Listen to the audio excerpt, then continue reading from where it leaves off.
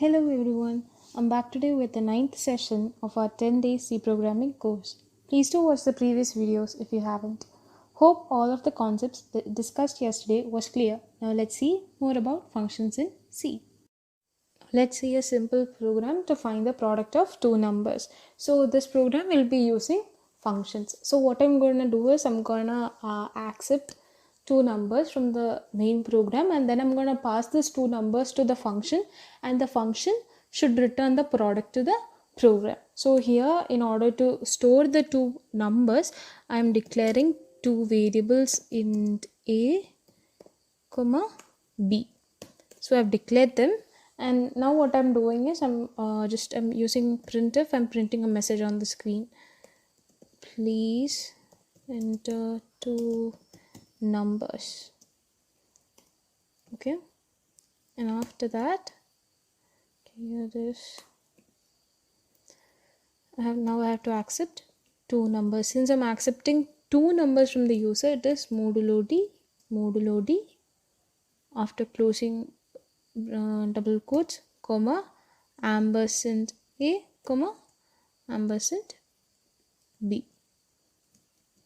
So you've accepted two numbers.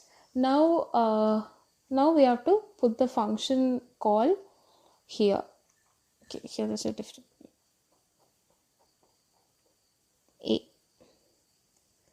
So now I have to put the function call here. Function call, I'll be returning a value, so I'm including int c equal to so this is the we'll be using a function to find the product.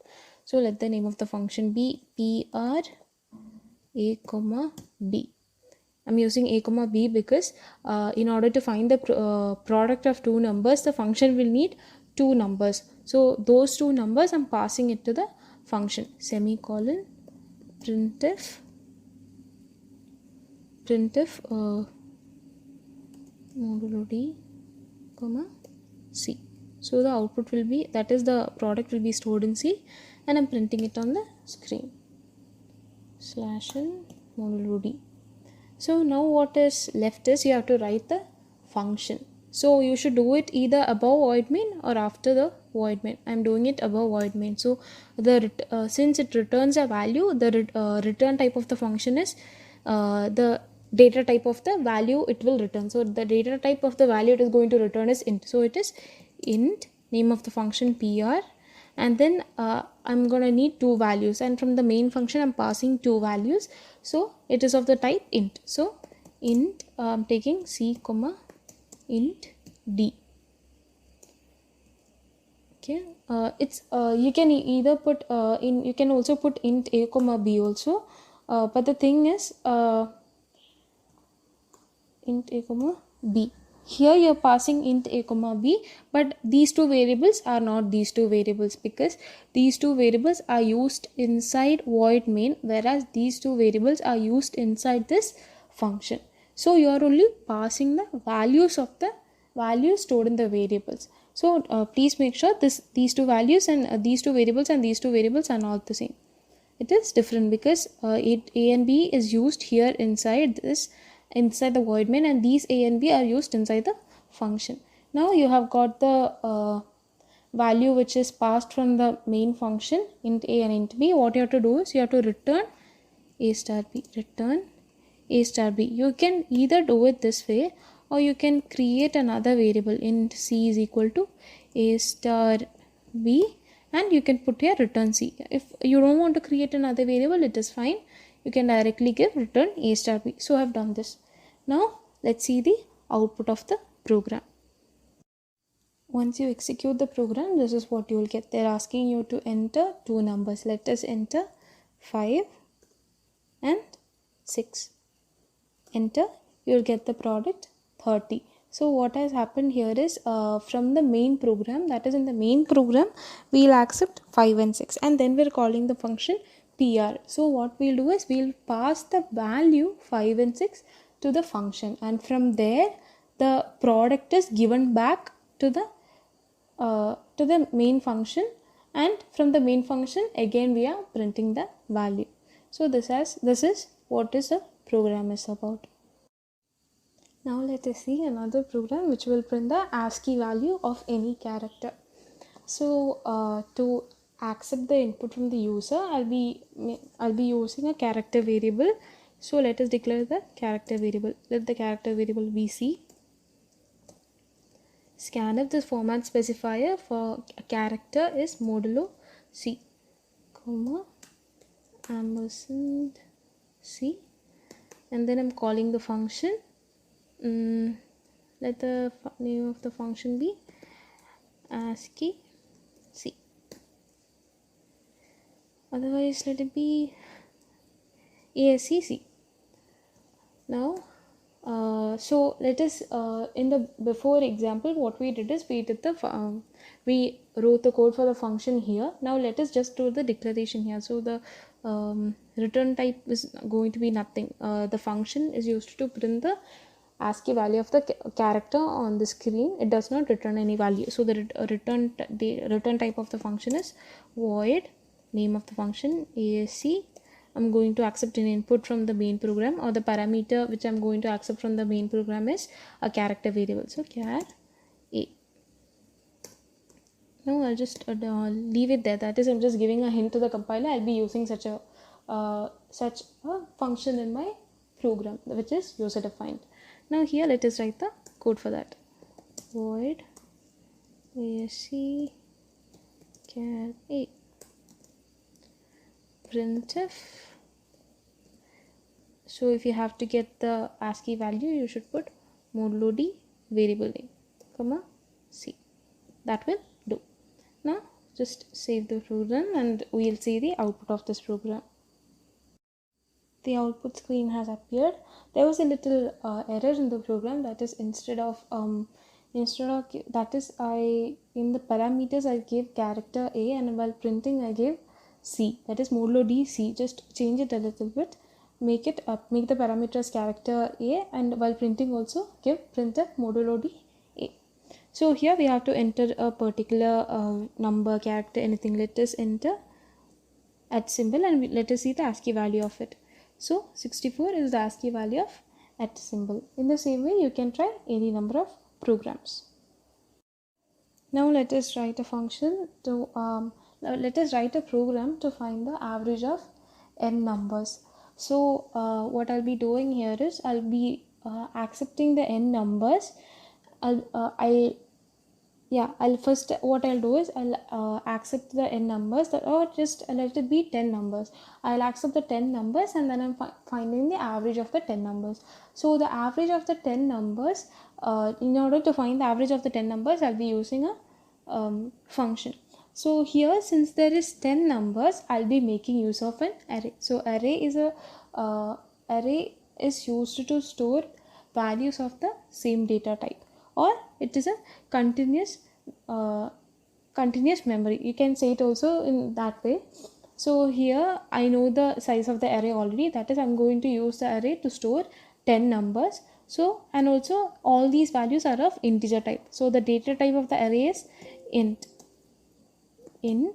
and let me give a name for the array. I'll just give it as A, and inside the square bracket I'll give the size of the array. So this array A is of integer data type and is capable of storing 10 numbers.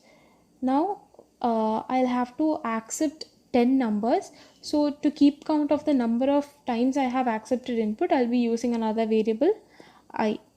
That is so next, according to our needs, we can change it. Okay, now let me after this I have to accept 10 numbers. So for accepting 10 numbers, I'm using a for loop. So inside for loop, the step given will be accept number and store it in array A. So for that, let us see how it is done. For I equal to 0. So the index position of the array, it starts from 0. That is, if the array array is like the size of the array is 10. So think of the array of something like there is a long rectangular box, and you divide the rectangular box into 10 parts. So the first part's position is 0. The second part's position is 1. That is, the positioning number starts from 0. So this position number is called index. So in an array, when you're accepting a value, it's like in the 0th position you'll store the first value, in the first position you'll store the second value, and at last in the 9th position you'll be storing the 10th value. So here that is to keep count of the index, I'll be using I. So I have to start storing from the 0th position. So I'm giving I equal to 0. Now the last position where I'll be storing the number is 9. That is from 0 to 9 I'll be storing the positions from 0 to 9 I'll be storing the values. Once it becomes more than 9, it shouldn't store values. So I'm giving I less than 10. That is, or you can give I less than or equal to 9. It's totally up to you, but I'm giving here I less than 10. I plus plus. Now what you should do is, each time you should accept a number modulo d, comma, and what you should do, you should store it in the ith position of the array A. So A of I. So what happens here is A of I. So what happens here is, in the first time the value of I is 0. So when you're accepting the first number, the value is stored in A of 0. That is, it is stored in the 0th position of the array A. Now I plus plus, I value becomes 1. I less than 10, 1 less than 10 is true. So it accepts the value, and that value is stored in A of 1. A of 1 means first position of the array A. Now in the same way you will be accepting all the numbers, and then what you have to do is, you have to pass this array to the function. So in the function I'll be printing the average, so you don't have to return back any value to the main program. Okay, so I'm calling the function, let the name of the function be avg, and I have to pass this array. So I'm giving a comma, okay, A is fine. So I'm giving A. Okay, I should give A comma N. So this can be, if you don't want, see here you have made this array local, because this array can be accessed only from the inside of this void main. Now in case if you want to make it global, then what you have to do is, you have to declare the array here, A of 10. Let's do the program. Okay, here let us take this off. So if that's the case, you won't have to pass the array to this function, because since the array is global, it can be accessed from anywhere in this particular file. Now let us give the function here. It doesn't give back any value to the main program, so it can be, the return type is void avg. There is no parameters. Now what you should do, you should write the code to find the average of the 10 numbers. So I'll be using making use of the variable I to go through every, that is, from I have to find the sum of all the values stored in the array from 0 to 9. For that, so from 0 to 9, I'll be making use of the variable I. Then I have to store the sum. I'll need a variable, for that I'm using sum, and to store the average, I'll be making use of another variable. If you give avg, you will get an error, because the name of the function is also avg. So let's not give avg, let it be ag, or let it be a alone. Okay, let it be ag, because a is a global variable. Okay, ag. So I'm here for I equal to 0, I less than 9. Okay, I less than or equal to 9, I plus plus.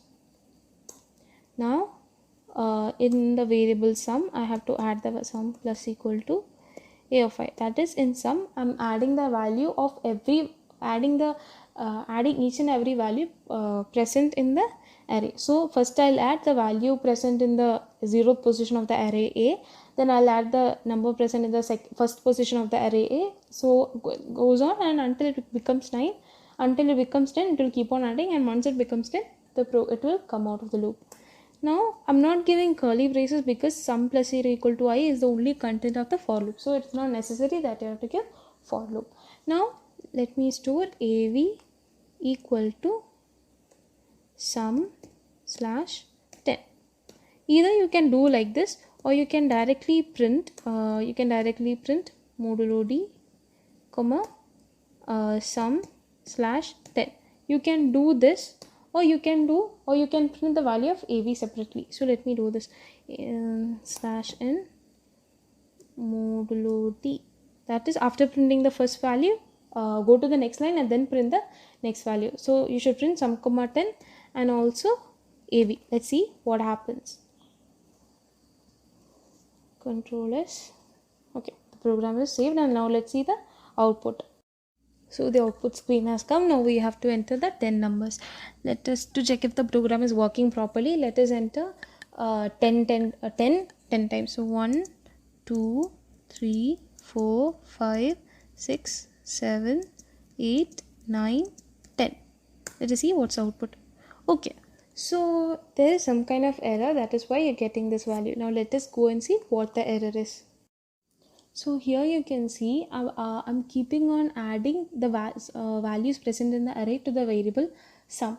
But what value is present in sum? That is the problem. That is, when we create a variable like this, and if we don't give any value to it, automatically some garbage value will be assigned to sum. So garbage value means it can be any number. It can be 1 2 3 4 5 6 7 8 9 10, or 3 4 5 6 1 2 3. It some sort of number will be assigned to the variable sum. So in order to remove that error, what you have to do is you have to include equal to 0, so that a garbage value won't be assigned to the variable sum. Now let's go see the output of the program. Now let us see the output of the program. So to check if the program is working or not, let me enter 1 10 times. 1 2 3 4 5 6 7 8 9 10. Okay, 1 2 3 4 1 2 3 4 5 6 7 8 9 10. It's entered 10 times. Let's see what it prints. See, 1 1. So that was the error. If you don't if you're adding all the values in an array to a variable, and if you don't initialize the variable to 0, then you will get error. That is, some garbage value would be stored to the variable. So to avoid this condition, you have to initialize the variable with a particular value. So initializing is a process of assigning a value to a variable during its declaration itself. So now you have seen the program to print the average of 10 numbers. Now let's see a different program. Now let's see a simple program to find the product of the height and weight of 5 students in a class. So for that, I need 2 arrays, one to store the height of all the 5 students and another array to store the weight of all the 5 students. Now after accepting all these inputs, what we have to do is we have to print the product of the height and weight of each student. So let us declare the arrays first. Int a of 5, and then we need another array p of 5, and to go through to accept the weight of students from 0 to 4, we need another variable to keep track of it. For that I'm using I, and then yeah, that's pretty much of it. Now let's accept the height of all the students. So for I equal to 0, I less than 5, I plus plus, scanf modulo t comma ampersand a of I. Now okay, so this is to accept the height of all the students, and then now let's use another loop to accept the weight of all the students, all the 5 students. I plus plus scanf percent p of I.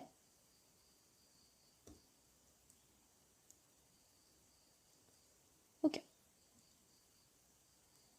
so now we've got the height of 5 students, weight of 5 students. Now we have to print the product of the height and weight of all the 5 students. So for I equal to 0, I less than 5, I plus plus, you have to print the product of the height and weight. Printf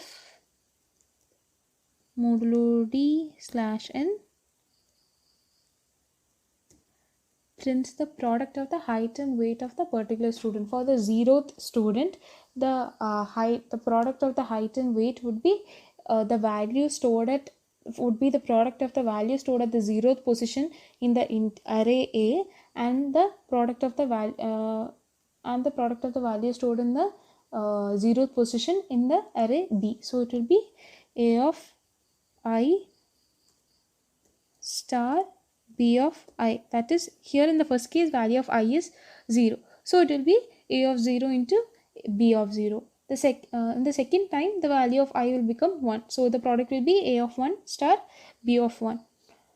Okay, now let's see the output of this program. So now let's enter the height of each of the student. Height of 5 students, so it will be 10, 20, 30, 40, 50. And now we have to enter the weight of all the students. I'm just giving normal values 1, 2, 3, 4, 5. Now we have entered the height and weight. Let's see the products. So 10 into 1 you will get 10, 20 into 2 you will get 40, 30 into 3 you will get 90, 40 into 4 160, 50 into 5 250. It is correct. So we have written the program to accept the height and weight of 5 students, and we have also printed the product of the height and weight of each student. Now let us see a simple program to accept 3 integers and to print the multiplication table of all the 3 integers. So for accepting 3 integers, what I am doing is I am creating an array of size 3. So int a of 3. Now to go through all the go through all the 3 inputs, I'm using a variable I, and also after you go through if you take one value, that is if you take the value a of 0, you have to print the multiplication table of a of 0. So for that it should go from 1 to 10. For that I'm taking another variable j.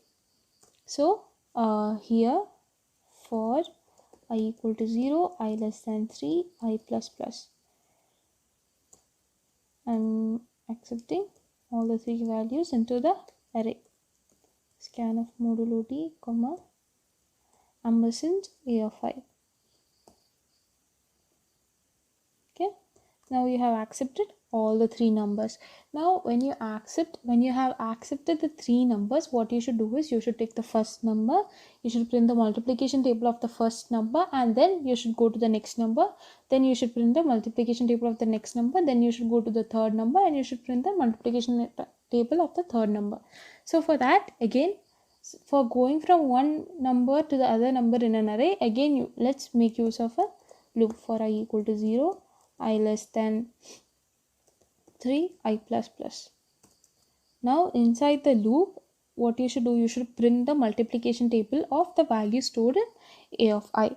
So a of I means you should print the multiplication table starting from a of I into 1 to a of I into 10. So first time you will multiply a of I by 1. Second time you will multiply a of I by 2. Third time you will multiply by 3. Fourth time 4. Fifth time 5. Sixth time 6. Until 10 you will multiply. So to keep track of that, what am I doing? I'm creating another loop with another variable, because if I use the same variable, it will get confused with the loop which I have used here. So make sure to use a different loop. Here we are using the concept of nested for loop. So here let me give for you should print it from a of I star 1. That is, you should start from 1 and you should print till 10. So I'm taking j equal to 1, j less than or equal to 10, j plus plus. Now what you should do, you should printf modulo d slash n. What you should print? A of I star j. Okay. Now here if I print like this, I won't know for which value I'm printing the multiplication table. So simply I'll give here printf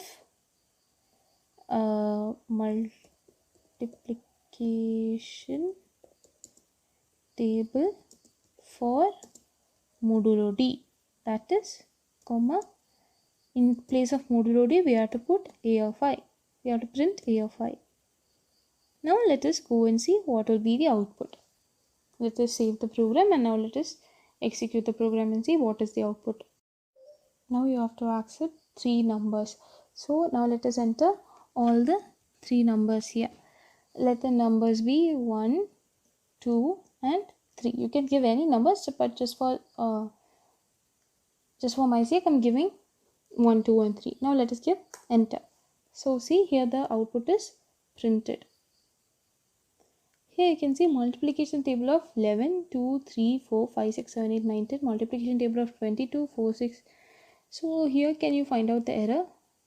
The thing is, after printing this, I should have asked the program to print the values starting from the next line. So here 1 into 1 is equal to 1, 2 into 1 is equal to 2, 3 into 1 is equal to 3. They have printed right after this message. So to avoid this, what I should do after printing this message, that is after this I should put enter. I have to put enter so that this one will be printed in the next line. And also here if I give the same, it will be printed. Let's rectify the message and we'll see what happens.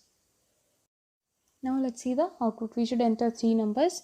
This time I'm entering 5, 10 and 15. So here see the number is not printed here. It starts printing the multiples from the next line. So after printing, see 5 ones are 5, 5 twos are 10, 5 threes are 15. It goes on. For 10 also it has printed.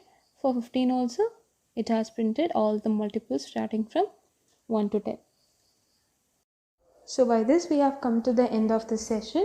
You guys have a homework coming your way. What you have to do is you have to accept a number from the user, and then after accepting the number from the user, you have to check if 5 is the factor of the number or not. This is the first homework you will get. So you will have to do the same what you did yesterday. That is write the program for it, and then you can upload it in the test. That is at the last there will be a section to upload the file. There you have to take the picture of the program that you have written and then just upload it there. Let it be right, let it be correct or wrong. Please make sure to submit this file submit the program that you have written. I'll check it, and if there is any errors I'll let you know. Okay, don't worry about whether it is right or wrong. Please do it. Now okay, this is the first program. The second program is to accept 5 integers from the 5 integers from the user, and then you have to see if all the numbers are even number. If all the numbers are even number, then you have to print all the numbers are even number. If any one of the number is odd number, then you have to print not all numbers are even number. That is, you have to accept 3 numbers from the user. After accepting 3 numbers from the user, you have to check if all numbers are even. If all numbers are even, print on the screen that all numbers are even numbers. If not all of them are even, then you have to print not all the numbers are even numbers. This is the second program. The third program is to accept an integer from the user, and then while printing, then you have to print the multiples of the particular integer. That is, if you are accepting 5 from the user, then you have to print from 5 into 1 is equal to 5. That is, you should print 5. Then you should print 10. Then you should print 15. Until 50, you should keep on printing this. And then along with the number, you have to print if that particular number is divisible or not by 2. That is 5. First multiple of 5 is 5. That is 5 into 1 is equal to 5. So when you print 5 on the screen, you should also print 5 is not divisible by 2. Next, you will print 10. Along with 10, you should print 10 is divisible by 2. So that is the next program. So these are the 2 programs. First program, you have to accept 3 numbers and you should check if the numbers are odd or even. That is, you should print if all the numbers are even or not. Second program, to check to print the accept an integer from the user and to print the multiples, and along with the multiples you should print whether the particular number is divisible by 2 or not. So these are the 2 homeworks given to you. Don't forget to upload. Don't forget to write the program for these two. And after writing the program, make sure to attach it along with the test. You have to attend. Don't worry, even if it's wrong, it's fine. Those won't be considered for marks or anything. It's just to check if you have understood the concept well or not. So in case if you have any doubts, please leave it down in the comments. We'll clear it out for you. And also, if there is any feedbacks that you would like to let us know about, then please go to our website and leave your valuable feedbacks there. Also, don't forget to attend the test. That is the today's test will close by 10 o'clock at night, 10 p.m. So please make sure to attend the test before 10 p.m. In case if you have any doubts, you may please refer the notes that I have given previously, and also go through the videos in case if you have any doubts. Otherwise, if you can't clear your doubt, please feel free to let us know. Otherwise, please go to Google and you can just check it out there. Thank you and keep learning.